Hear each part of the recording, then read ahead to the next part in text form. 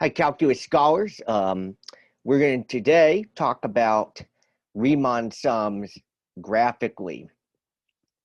So we're going to be thinking about the area problem in calculus. So the area problem, kind of in a nutshell, I'm just going to get back to sort of this blank space over here. I give you a graph and a curve. And that's the key. It's kind of a curve. Some of these functions are curvy. And let's say that we wanted to find the geometric area under the curve. So we wanted to find the shaded area. Unfortunately, there's no formula in geometry, but what we do have the ability to do, we can actually draw rectangles.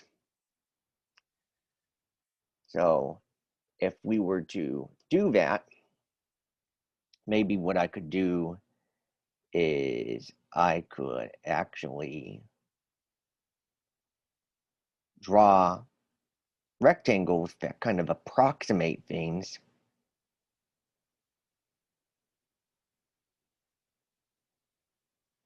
And this is called a left point approximation because I'm starting on the left and going right.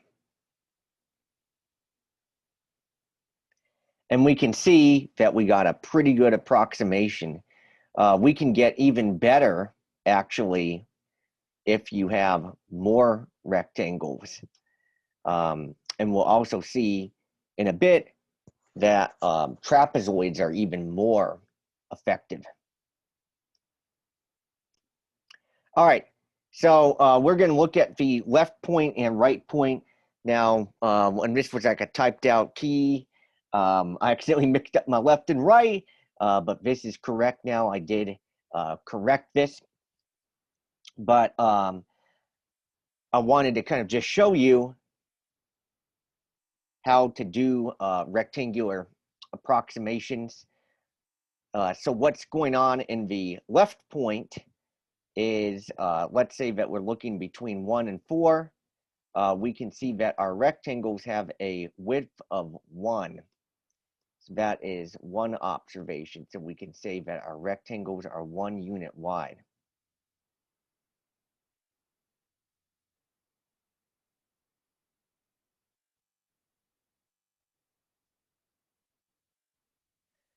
So on the left point, you always just kind of start on the left. So you take this y value, which is f of 0, and then you're going to do f of 1, f of 2, and f of 3. Versus on the right point, I'm actually going to start at, f of 4, f of 3 will be the height of this rectangle, f of 2 will be the height of this rectangle, and f of 1. And our widths are the same. So this is a 1 by 5. This is a 1 by 7. This is a 1 by 5. And this is a 1 by 5. And we just add up the geometric areas of the rectangles and we get an approximation. What we can see in the left point is it kind of underestimates the area because we can kind of see that there is a lot of gray stuff that's kind of sticking out, versus that the right point kind of overestimates it a little bit. So the actual area I predict would actually be between 26 and 30. Note, the narrower the rectangle,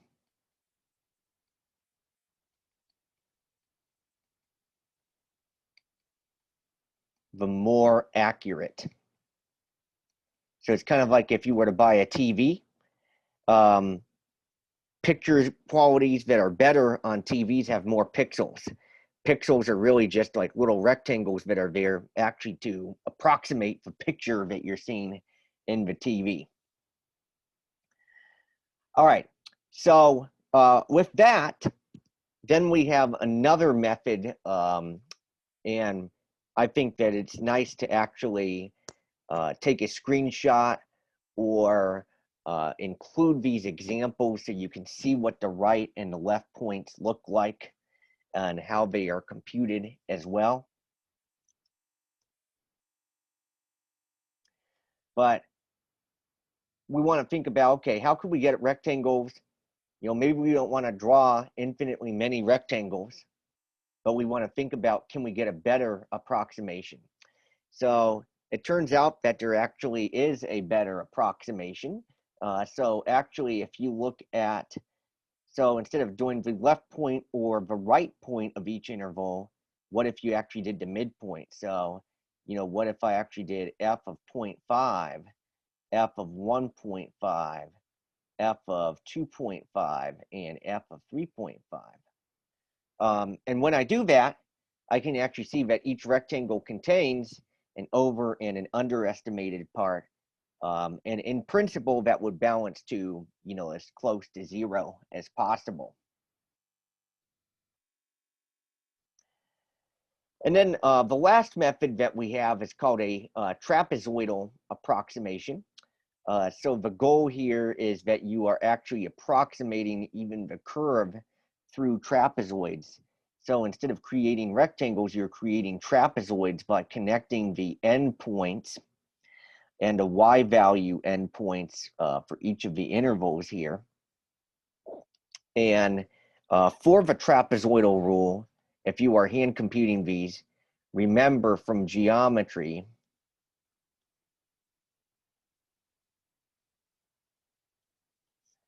area of a trapezoid is equal to 1/2 b1 plus b2 times h, where the height is actually the width.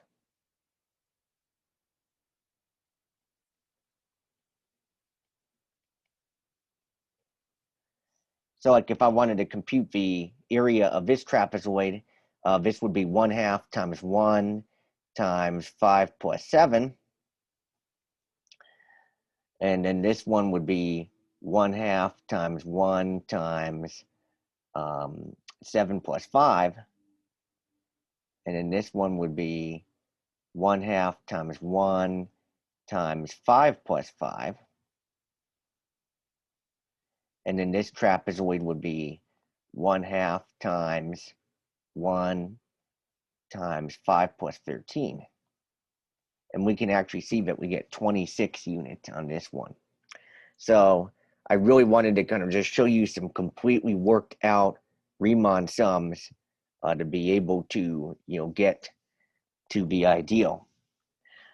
So rectangles are easier, I would say, to compute the areas of, but trapezoids, even though it's kind of a step above in computing its area, are going to kind of give you a more effective approximation of a curve and give you an accurate, more accurate area.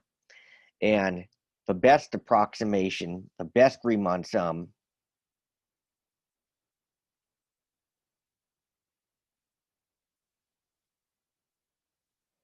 you have very narrow intervals,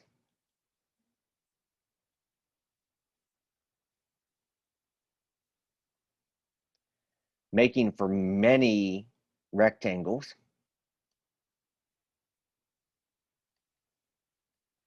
or trapezoids. And actually, if it's many trapezoids that you're doing, infinitely many, then we are getting, you know, closer and closer to the ideal of finding the perfect area under the curve. So I just wanted to kind of show you an overview of the different types of methods with kind of an established example. Now, I'd like you to stay tuned with how we do things on Delta Math. And there's some really neat graphical creations of Riemann sums that I am looking forward to showing you.